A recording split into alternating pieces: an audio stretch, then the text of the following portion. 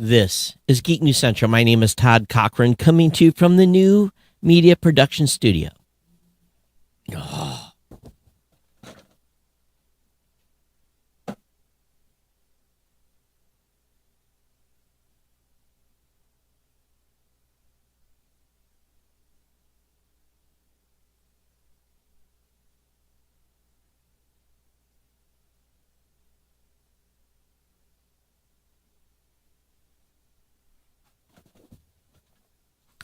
Sorry about that. Left a speaker on in the other room. Let's try that again.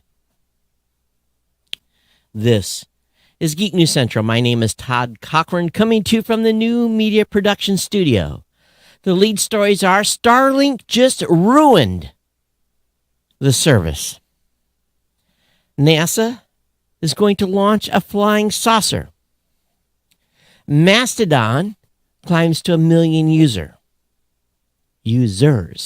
And SETI is planning to talk to aliens.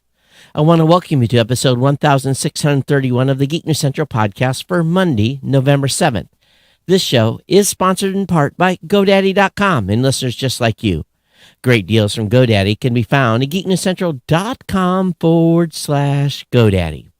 You can support this show today, value for value, at geeknewscentral.com/insider or on one of your favorite new podcasting apps at newpodcastapps.com. I want to give you a warm welcome to all the new listeners of the show. Thank you for being here. Thanks for checking the podcast out. Make sure you get over to geeknewscentral.com. Follow or subscribe to the podcast via your favorite podcasting app. Subscribing to the show guarantees that you'll get every episode directly delivered to your device. And of course, you can subscribe to our newsletter as well so that you get the newsletter delivered directly to your inbox immediately following the publishing of the show. You can join our Mastodon chat server at geeknews.chat or our Discord channel. Those links, of course, are in the show notes at geeknewscentral.com. You can always contact me via email at geeknews@gmail.com or on Twitter at geeknews. I'm on Facebook as well, just by searching for my name. Partner shows are all linked at geeknewscentral.com. That includes the new media show, produced every Wednesday, the Gadget Professor weekly as well, the GNC Week in Review with Scott and Kirk that comes out every week on Friday. Definitely check those podcasts out, part of the family. If you want to be the part of the family here at Geek News Central, let me know as well. Of course, this show is sponsored by the longest running continuous sponsor of a podcast. If there was a Guinness Book of World Records, we would hold it. That sponsor, of course, is our good friends at GoDaddy. You can find all these deals at geeknewscentral.com/GoDaddy, where you can save a lot of money, whether it be 30% off a new product purchase, $4.99 for a brand new .com for those of you who are new customers, or transferring one in, again, as a new customer. $1.99 a month economy hosting for the first year, available to everyone. $1.99 a month economy hosting for the first year with a free domain name. Or $2.99 a month managed WordPress hosting, again for the first year with a free domain name. You can get a free trial of GoDaddy website builder as well. Your choice of personal business or business plus plans. We want to thank all of you for your ongoing support of GoDaddy. And really, be honest with you, it's critical, very, very critical support here of the show. We want to thank them for their ongoing support, running over a cable. And for those of you that have not picked up a GoDaddy product or service and thinking about starting a business, this is a great time. It's time to get going on something that'll help you recession-proof whatever you're doing. You could start a new website, start a new business, start a new podcast. Really, the options are unlimited. And you save an average of 94% per purchase of a GoDaddy hosting account by using one of my promo codes. And of course, $3.50 on GoDaddy domain names when you use my promos. So definitely get over to geeknewscentral.com/GoDaddy. Lock in that savings today. We want you to do so. We want you to take advantage of this. Again, think about something you want to start. And again, with that free domain name, you really get started for just about $1 a month. You really can't, $1 or $2 a month. So you really can't beat this. All right. So definitely check it out. We want to thank GoDaddy for being a longtime sponsor here of the show. And again, I talked about podcasting 2.0 and the new podcastapps.com. Definitely go over and check out newpodcastapps.com. Do what I'm doing. I'm listening now in a way that, number one, earns me money. Number two, I can donate literally to a show by the minute in a micro payment. There's lots of new things here going on in the space, folks. Lots of exciting. Matter of fact, I had a meeting this afternoon on some additional stuff coming to basically podcasting 2.0. So I'm going to keep pushing it here on the show. Here's a link on the main page in the show notes to a great app that you can try. Again, there's a whole bunch of them over there that you can play around with. You can be on the cutting edge of everything going on in podcasting. As a reminder, I'm hiring a social media person for Blueberry Podcasting. So if you'd like that information, just drop me a line. It's real easy. Todd@blueberry.com. Todd@blueberry.com. Blueberry without the E's. And of course, I should give mention, I do want to thank all of you that are ongoing supporters of the show by submitting your monthly fiat contribution via PayPal. And it's greatly appreciated on your ongoing insider support. Thank you so much. If you're not an insider already, consider doing so. I've been seeing a lot of discussion going on right now talking about short form content and how everyone needs a short form content, how everyone needs to be a TikTok person, how many people needs to do short form content. And to be frank, I don't know how to do short form well. And it's just more taxing on your time. I'm starting to see some YouTubers I follow do shorts, and it literally drives me crazy, to be honest with you. I don't want to watch 57 seconds. I go to YouTube to consume their YouTube channel. I don't go to YouTube to do TikTok. I go to YouTube to subscribe to long form content. And I don't know if this is just a way for them to ramp up the money machine or what's going on there. Obviously, I pay for YouTube to be non-commercial. What are you guys that are on YouTube and not paying? What kind of ads are you seeing on this short form content, a minute or two? What are you seeing? I'd like to know. I really would. So one thing I've been thinking about, for a while, I thought I'd like to have a camper. And that really involves buying a vehicle, a truck that can pull a camper. It's lots of additional expense in finding a place for it to park. That's all kind of cool. I thought that might be nice to have a place at the lake to be able to hang out in the summertime. And yet I want to be more mobile going forward in the future.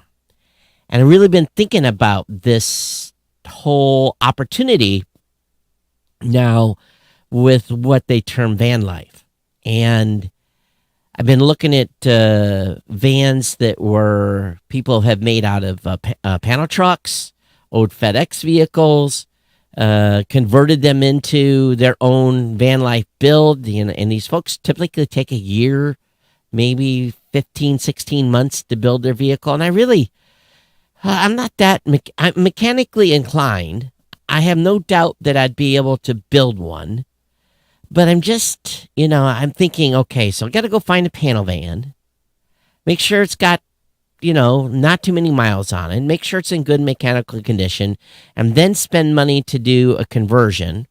Or do I go buy a used, and they've got these vans that have been out for a while now. Or do I go and buy a brand new one with a warranty? And then I'm looking at some of the pricing now. And oh my God, it's like buying a house almost. And with interest rates the way they are, it's kind of scary to think about. I know you can get a 20-year loan on these vans, but still 20 years at $100,000 is not an inexpensive investment at all. And, you're looking at $700-800 a month in a car payment or your van payment. Obviously much cheaper to go the camper route, but then again, you got to have a vehicle. So if you have to have a $60,000 or $70,000 vehicle, and then you have another 30, 40, 50,000 or whatever it may be in a And a pull trailer, still not as much functionality. I like the idea of being able to go somewhere and park for a couple of days and not have to be hooked up. You still have to dump more often, those kinds of things in those type of small van life. But they've got those compost heads and all kinds of different things that you really can mitigate. So I'm really thinking about it. And what about you? Have you thought about van life? Have you thought about being able to get on the open road and go somewhere and spend a couple of weeks and have your own accommodations with you? It's definitely cheaper than a hotel. Because if you go somewhere for 3-4 days, that's $300, $400, $500, $600, $700. But if you're in your van and you don't necessarily have to go to a park, you can if you want. They have hookups, but you can also, lots of options there. So it's becoming, to me, very attractive. And with the ability to have solar and stuff like that, you can move around. Plus, with Starlink, you can move around. But of course, Starlink today threw me through a loop. We'll talk about that here in a second. But what say you? So I'm irritated right now. I'm really irritated right now because when Starlink advertised that there was going to be no data caps, good speed for everyone, this big attraction, right? Well, the product, in my opinion, just because of this BS announcement, has essentially made the value of it go way down. And really, I don't know if I can endorse Starlink anymore. Starlink is adding a 1 terabyte data cap for usage during peak hours.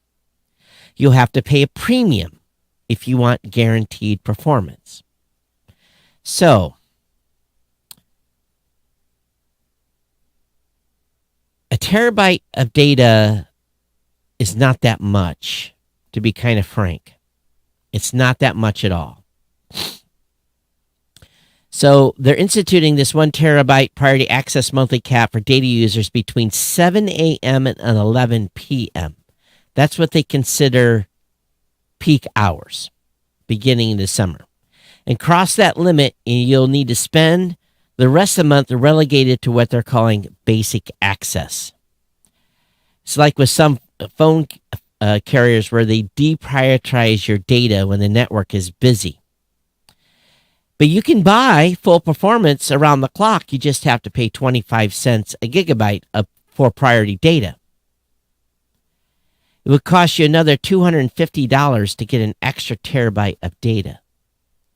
It would be just cheaper to add a second subscription, at least if you don't mind the cost of an extra terminal. Well, RV, portability, and best effort users also don't have any priority access. So if you take, like I'm talking about doing this van life, you do not get priority access. You get best effort. If you're a business, you're screwed. This just immediately became a non-use for business. Fixed business services peak hours caps ranging from 500 gigs to 300 or 3 terabytes, with extra full speed data costing $1 per gig. Mobility users have no priority access for recreation use, while commercial and premium maritime users have respective 1 terabyte and 5 terabyte caps. Those high-end users will pay $2 for every gigabyte of priority data they need.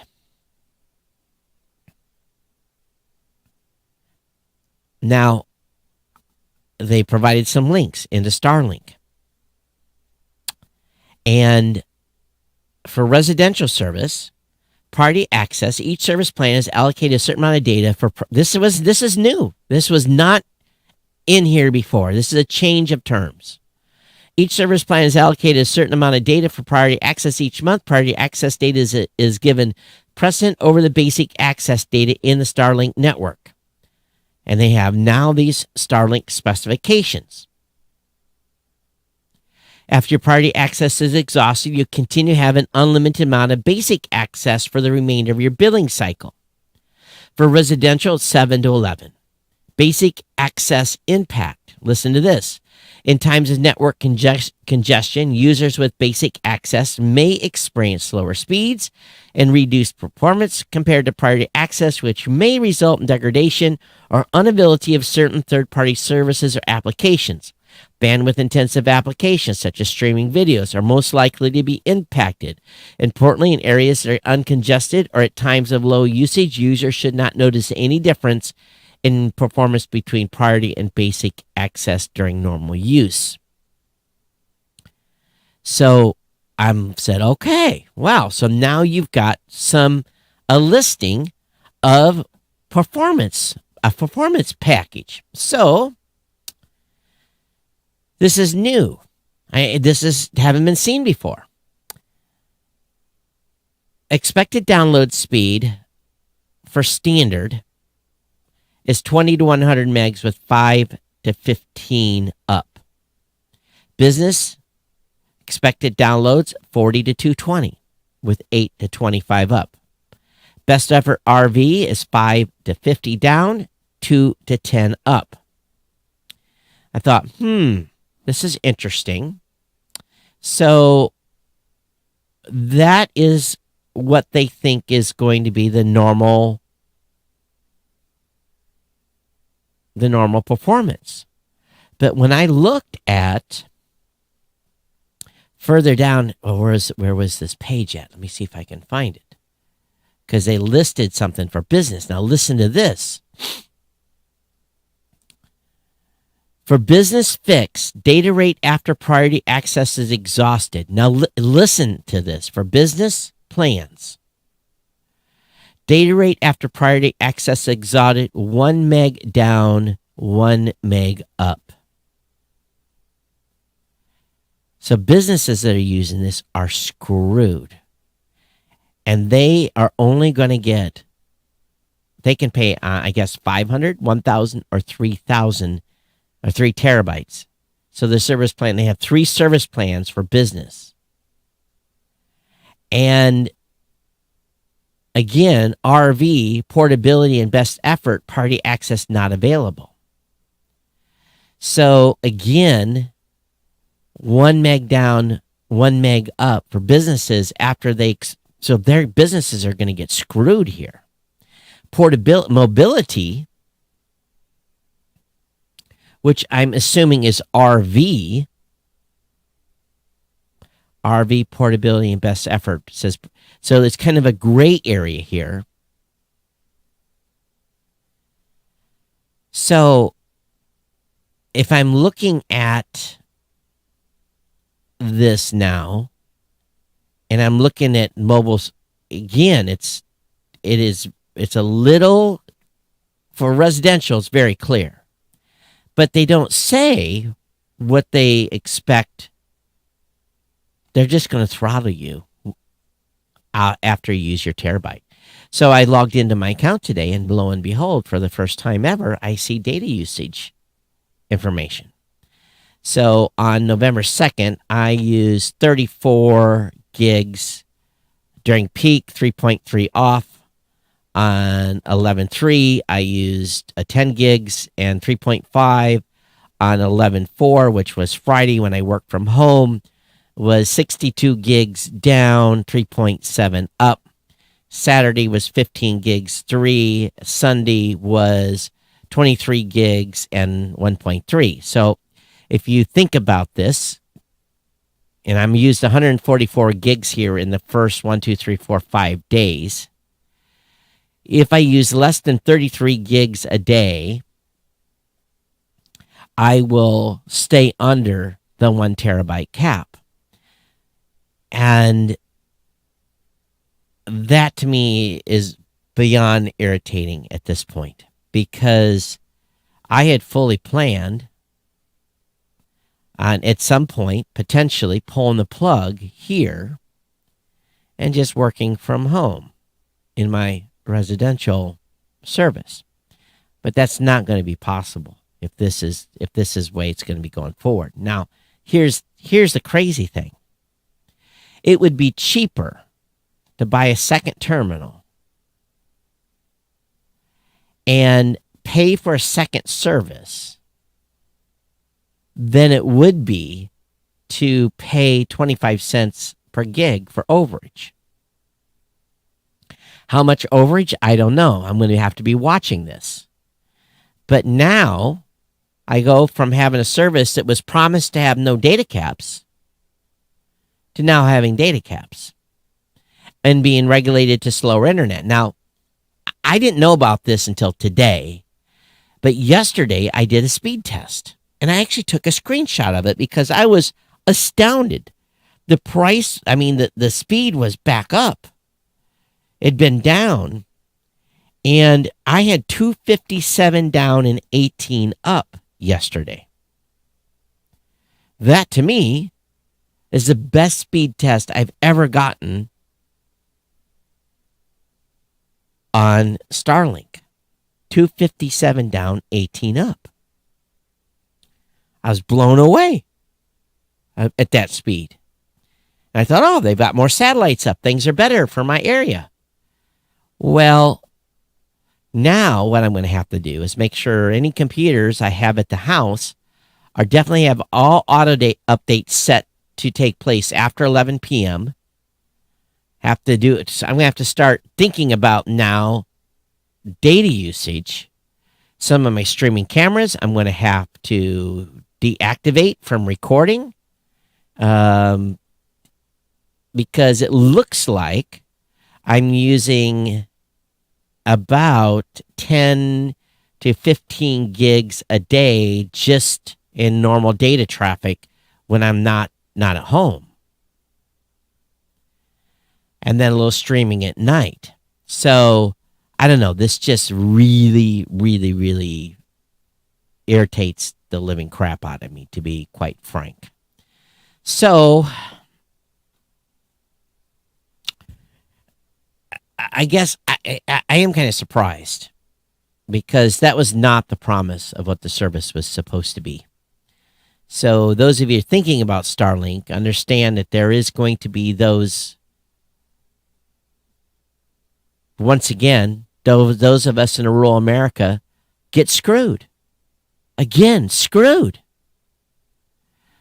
You know, we've had to pay high prices to get access to crappy internet. And now we were given some reprieve, and now it's back. If we want high speed beyond a terabyte, we're going to have to pay more and more and more and more. So once again, what you get for under $100 in residential high-speed internet is rural America, again, takes a hit. And this isn't going to be good. Can you tell I'm pissed? I'm pissed. I may never go over 1 terabyte, but just the thought that I would be throttled again has me pissed, to be frank. And they're measuring all data, up and down, not just down. They're measuring up, too. Whatever you send is going to be going against your data usage. So what do you think? Love to hear your commentary on this. Should we be surprised? I guess not. geeknews@gmail.com. Let me know what you think. Hey, Toby, thanks for checking in, saying hi. Out of this world, NASA will launch a huge flying saucer-like inflatable heat shield into space this week, and it could help humans land safely on Mars one day. The low Earth orbit flight test of an inflatable decelerator is scheduled for launch on Wednesday. NASA tests will see a huge 20-foot inflatable heat shield launch into low Earth orbit on an Atlas V rocket.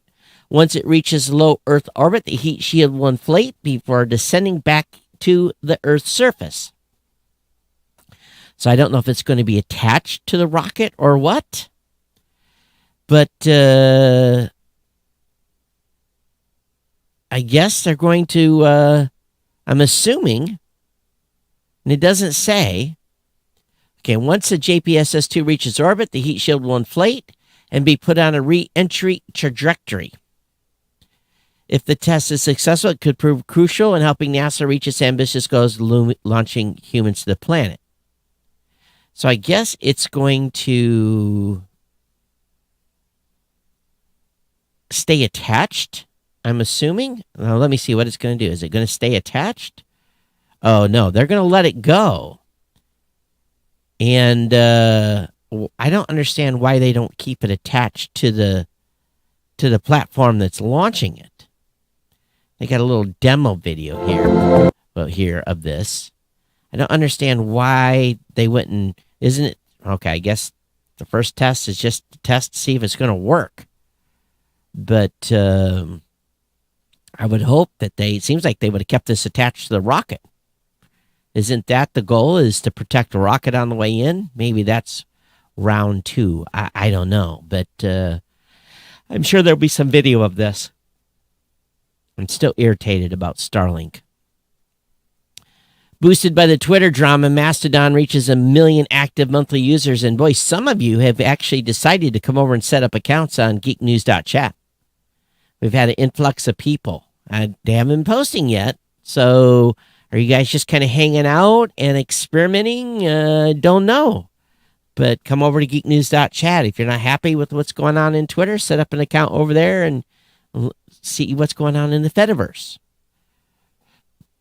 You can participate. You can connect with other folks. It's a little more complicated, but everyone here is geeky, so join in. SETI scientists are developing a new contact protocol for aliens. Humanity might not speak extraterrestrial. Oh, of course. So the SETI Post-Detection Hub wants to coordinate how we respond to alien life. So if they come calling or we find somebody, how do we speak to them? So last week, the University of St. Andrews in the UK announced a new research hub that will bring together an international team of experts to help prepare humanity for alien contact. The SETI Post-Detection Hub will develop a framework for impact assessment protocols, procedures, and treaties designed to allow humanity to respond responsibly should we detect intelligent life from beyond our planet. So, what do we do if they come calling? So far, SETI efforts have come up empty. Case in point, an Australian telescope recently scanned over 10 million stars for signs of alien tech and found nothing. Hard to believe we haven't found nothing yet, isn't it? Do you think if we found something, they would actually let us know? Do you think? Do you think they would keep that locked down? I'd be shocked if they actually let us know. Amazon says it has over 1,000 Rivian electric vans making deliveries in the United States. They started rolling out last July. Now they've helped deliver 5 million packages in nearly 100 U.S. cities and regions. I don't think I've seen one of these Rivian vans on the road yet. That's still only a fraction of the overall company's transportation fleet of 30,000 Amazon-branded delivery vehicles and 20,000 branded trailers. So the vans have been making their way into Amazon service. Doesn't say where they're at. You know, there's going to be a lot of these vans that are going to come up for sale at some point. I don't want an electric one per se, but, panel vans and stuff like that are pretty common. The problem is they're usually rode pretty hard. That's why finding one that you can trust to drive across the country and back might be a little difficult for me to find if I want to build my own and do something in van life. SolarWinds says it's facing SEC enforcement action over 2020 hack. And in a recent 8-K filing with the U.S. Securities and Exchange Commission, SolarWinds said it reached an agreement with shareholders to sue the company alleging they were misled about the 2020 hack. And they have to pony up $26 million to shareholders and face possible enforcement action from the federal government. So if you're a stockholder over here, be aware. There's an article over on Business Insider say we are on the way to climate hell. To slow down, countries need to spend more, the head of the UN says. Two leaders called for windfall taxes on oil and gas companies to help fund climate efforts, like we're not already paying enough. By the way, if you live in Ohio, Pennsylvania, and a number of states relatively close to here, diesel shortages are already happening. Diesel's out in many parts of the access to the toll road, heading towards to Philly. So just be aware there's issues out there in getting diesel fuel in parts of the country right now.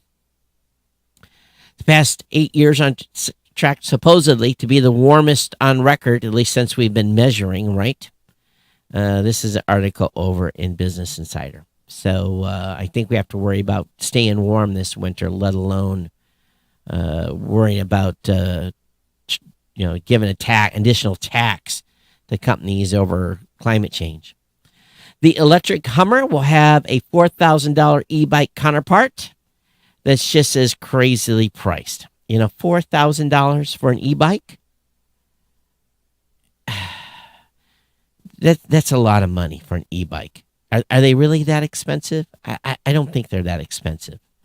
Come December, you'll be able to buy an e-bike inspired by the GMC Hummer EV pickup. The GMC Hummer EV bike promises on-demand two-wheel drive and lots of power. GMC launched the in-your-face Hummer EV pickup in 2020 and is going to start selling an SUV companion to it in 2023. So the GMC Hummer all-wheel drive e-bike goes on sale in December. And according to Recon Power Bikes, which GMC has tapped to build the bike, and it's expensive. It's 28 miles per hour. What kind of range does it say? It doesn't say. Doesn't say what the range is. Probably like the Hummer won't go very far. I'm just joking. Yeah, I got grumpy this afternoon as soon as I read that Starlink stuff. Former President Trump has reportedly told people he cannot leave Twitter clone Truth Social because he'd risk torpedoing a company tied to his name. Leaving Twitter risks Truth Social failing, and it's too closely associated with his brand. Trump has said publicly he wouldn't rejoin Twitter because he's committed to Truth Social. I wonder about that. We'll see.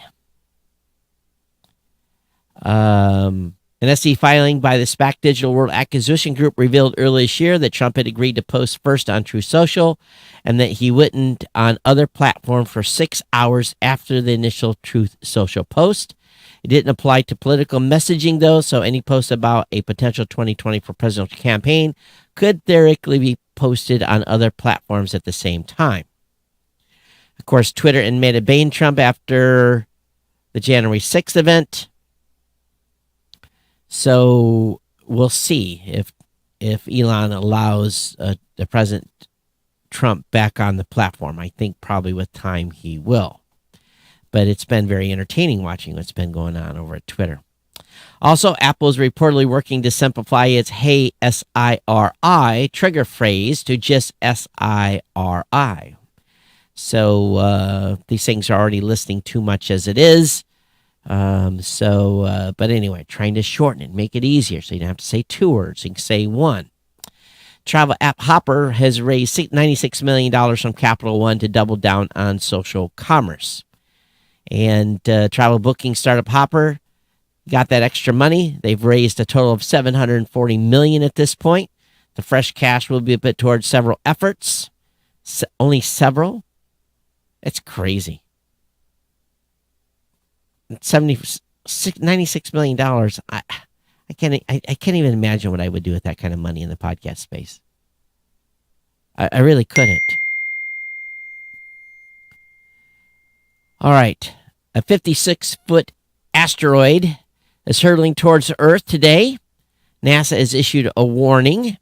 It's coming in at a whopping 41,940 kilometers per hour, which is much faster than a missile. It's supposed to pass within about 1,000,000 kilometers. So not that close, but they did issue a warning of one that was inbound. Nice to see that they actually caught it. In business news over at CoinDesk, the United States has seized 50,000 Bitcoins related to Silk Road Marketplace.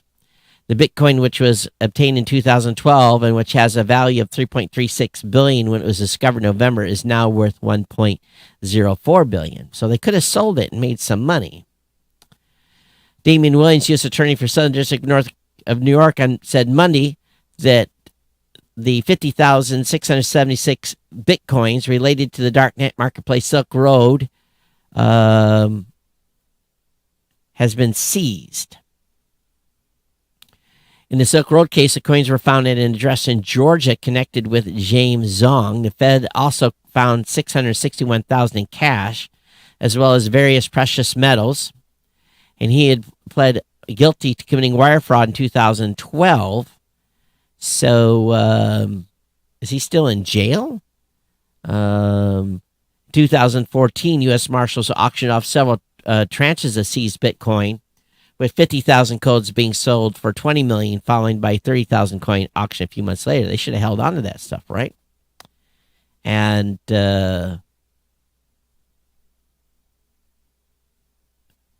all right. So anyway, that's what's going on there.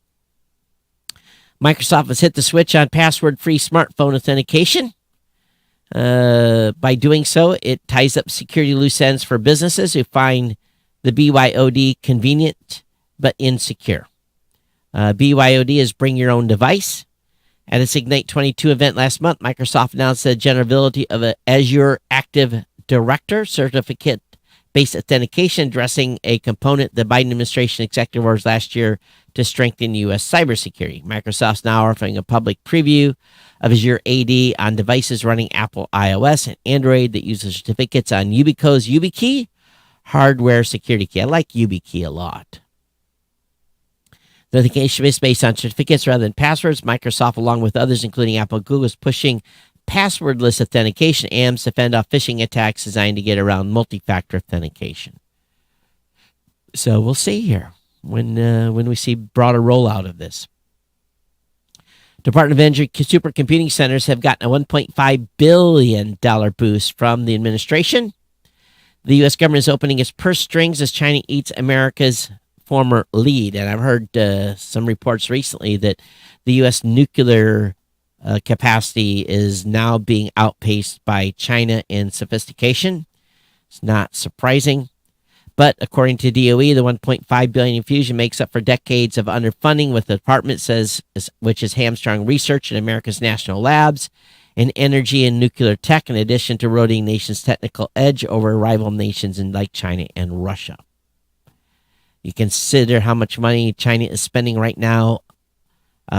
This is probably a very worthy investment, even though it's a very big number, $1.5 billion.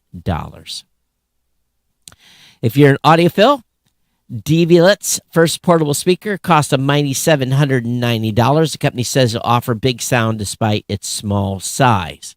It's eye-watering expensive speaker. Today, the company has announced the first portable smart speaker, and with its own carrying strap. The Devilet Mania is designed to calibrate its sound to the area it's in. So if it's near to a wall, it'll tweak where its speakers are pumping to give you expansive and powerful audio while on the go. So it's got 10 hours of battery life. It connects to Wi-Fi, Bluetooth 5.0, AirPlay 2, and Spotify Connect.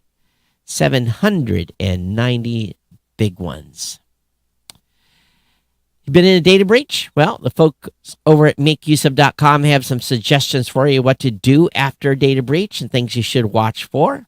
So I have that link up in the show notes. Tomorrow's voting day, obviously. For those of you listening to the show on Tuesday, it's today. But a total lunar eclipse is happening Tuesday as well. And it won't happen again for 3 years. So the initial phase begins at 3:02 a.m. Eastern. The partial eclipse then begins at the initial phase of the eclipse at 3:02. The partial eclipse spring begins at 4:09. The lunar disk enters totality at 5:17 a.m. Eastern and will last for about an hour and a half. People in North America, Central America, Colombia, and Western Venezuela and Peru will be able to see the eclipse in totality. Those in Alaska and Hawaii will be able to see all stages of the eclipse. So obviously, I don't know if any of you are going to get up for that. That's actually happening tomorrow morning. So many of you, if you don't listen to the show until Tuesday, you already missed it.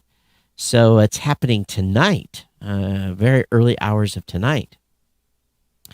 Apple COVID-19 will hit iPhone supplies. We now expect lower iPhone 14 Pro and iPhone 14 Pro Max shipments than we previously anticipated, the company said in a rare Sunday statement. And this is unusual for the company to make statements on Sunday, suggesting Apple expect these events to impact its trading results, and it's something that must be disclosed. So Apple has the demand, but not the supply.